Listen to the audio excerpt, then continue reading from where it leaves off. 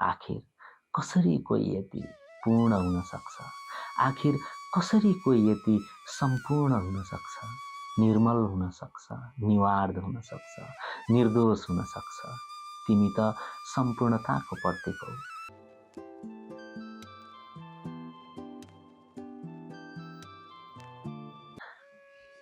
नमस्कार साथीहरू, स्वागत छ हजुरहरूलाई पुराना पानाहरूमा, जहाँ पाना पुराना भए पनि भावनाहरू कहिले पुराना हुँदैनन्, जहाँ अक्षरहरू त पुराना हुन्छन्, पानाहरू त पुराना हुन्छन्, तर स्मृतिहरू सधैँ ताजा रहिरहन्छन्।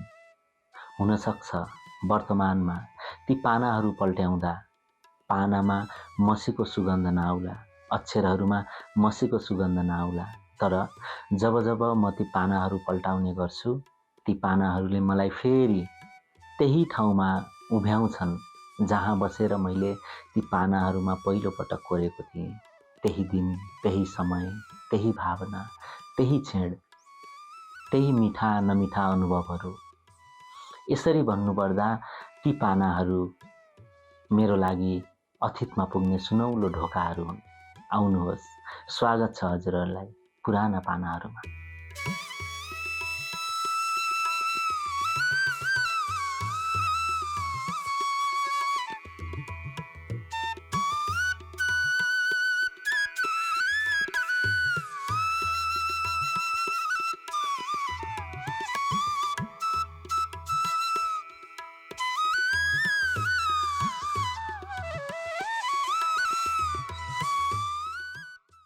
त्यही पानाहरूमध्येको एउटा पाना, करिब 10 वर्ष पुरानो पाना आज म हजुरहरू सामु लिएर आएको छु। यो पाना पल्टाउँदै गर्दा मलाई याद आइरहेको छ त्यो मौसम, त्यो जाडोको मौसम। मिति सन् 2015 जनवरी 28, सङ्गमरमर कम्प्लेक्स, बुधबार राति 11:28 बजे।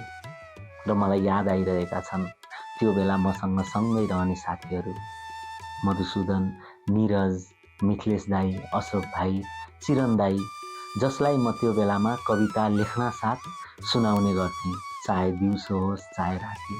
कविताको शीर्षक छ म के लेखौँ तिम्रो बारेमा। यस कवितामा शब्दहरू मिलेर एउटा युवतीको पूर्णताको बयान गर्न खोज्दैछन्, सम्पूर्णताको कुरा गर्न खोज्दैछन्। म के लेखौँ तिम्रो बारेमा, म के लेखौँ तिम्रो बारेमा, तिमी आफैमा सम्पूर्ण छेउ। म के लेखौँ तिम्रो बारेमा, तिमी आफैमा सम्पूर्ण छेउ। पूर्णता तिम्रो मिठासमा झल्किन्छ, पूर्णता तिम्रो समझदारीमा झल्किन्छ, पूर्णता तिम्रा चम्किला आँखा र आत्मविश्वासमा झल्किन्छ। म के लेखौँ तिम्रो बारेमा, म के लेखौँ तिम्रो बारेमा, पूर्णता झल्किन्छ तिम्रो बोल्ने शैली, हाउभाउ, रूप रंग, त्यो आनी बानी, तिम्रो चाल, हर कुरामा पूर्ण छेउ तिमी। म के लेखौँ तिम्रो बारेमा, म के लेखौँ तिम्रो बारेमा, तिमी आफैमा सम्पूर्ण छेउ। म आफैमा टुक्रा टुक्रा छु, आधा अधुरो छु।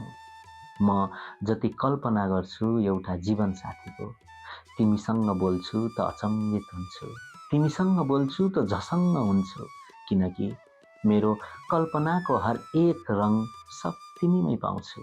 तिमी आफैमा पूर्ण छेउ, म आफैमा आधा अधुरो छु। तिमी भन्दा पर म सोच्न सक्दिनँ, मेरो सोचको अन्तिम सीमामा तिमी छौ। खोइ के लेखौँ तिम्रो बारेमा, तिम्रो अगाडि म नतमस्तक छु। जति सोच्छु, जति कल्पना गर्छु, त्यति नै लोभिन्छु। आखिर कसरी कोही यति पूर्ण हुन सक्छ? आखिर कसरी कोही यति सम्पूर्ण हुन सक्छ? निर्मल हुन सक्छ, निवार्द हुन सक्छ, निर्दोष हुन सक्छ। तिमी त सम्पूर्णताको प्रतीक हौ। म के लेखौँ तिम्रो बारेमा, शब्द छैन मसँग तिम्रो बारेमा लेख्न, तिम्रो रूपको वर्णन गर्न। ती आँखा, त्यो ओठ, त्यो मुहार, त्यो सुन्दरता, त्यो मनको वर्णन गर्न। म के लेखौँ तिम्रो बारेमा? मलाई लाग्छ वर्णन गर्छु त अधुरो हुन्छ, अपुरो हुन्छ, किनकि शब्द छैन मसँग जसलाई म लेखौँ र तिम्रो पूर्णताको बयान होस्। तिमी सम्पूर्णताको प्रतीक हौ। तिमी सम्पूर्णताको प्रतीक हो। खोइ के लेखौँ तिम्रो बारेमा, खोइ के लेखौँ तिम्रो बारेमा। पुराना पानाहरूलाई लाइक, सेयर र सब्सक्राइब गरिदिनु होला। मेरो प्रस्तुतिहरू मन परेमा सँगै रहेको बेल आइकन पनि थिचिदिनु होला, ताकि फेरि हजुरहरूले यस्तै पुराना पानाहरूमा कोरिएका शब्दहरू सुन्न पाउनुहुनेछ। मेरो लागि कुनै सल्लाह र सुझाव भए कमेन्ट गरिदिनु होला। म फेरि कुनै दिन यसरी नै मेरा कुनै पुराना पानाहरूमध्ये एक लिएर हजुरहरू सामु उपस्थित हुने नै छु। तबसम्मको लागि आफ्नो ख्याल राख्नुहोला। धन्यवाद।